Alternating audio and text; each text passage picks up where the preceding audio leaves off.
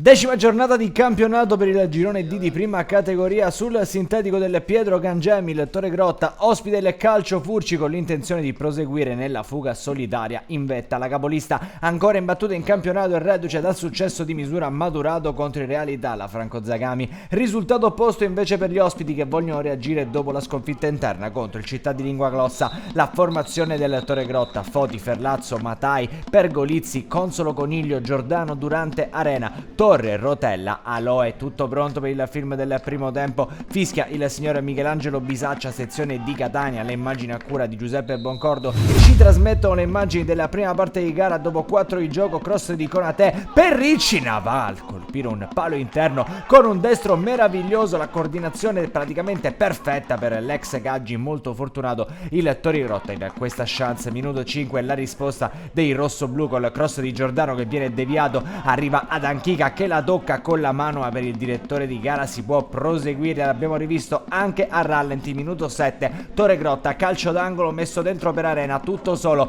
riesce a colpire di testa. La conclusione però viene intercettata dal portiere Bartolotta. 14esimo, Furci con il cross dalla distanza che arriva sul fronte opposto dove Varrica controlla e calcia esterno della rete per lui. Minuto 38, il Torregrotta col break di Aloe che va a calciare, gran risposta di Bartolotta che la mette in calcio d'angolo. Finisce così il primo tempo a reti bianche, 0-0 tra Torregrotta e Furci. Abbiamo rivisto il grande intervento di Bartolotta che ha scongiurato il vantaggio torrese. Possiamo partire con il film della ripresa al 50esimo. La prima chance è ancora giallorossa, cross dalla destra che viene allontanato sui piedi di Maccarrone, classe 2005, la spara alta. Minuto 53, un cambio per il Torregrotta, entra il neoacquisto Cariolo per Torre. 56esimo, lancio lungo di Matai per Rotella che passa sul diretto avversario e gonfia la rete, ma per il direttore di gara c'è fallo in attacco, tutto annullato. Cambio nel Torregrotta, entra Trimboli per Arena. 70esimo, Cariolo da sinistra prova ad accentrarsi, dribbling secco sull'avversario, destro bellissimo, pallone che tocca la traversa ed entra in porta. Ha superato totalmente la linea già sul tiro di Cariolo, non serve a nulla la deviazione del compagno a ribadire in rete. 1-0 Torregrotta. 77esimo, il Furci prova a rispondere con Romeo che apre a sinistra per Khalifa Konate. L'intervento di Pergolizzi per il direttore di gara vale un calcio di rigore. 78esimo,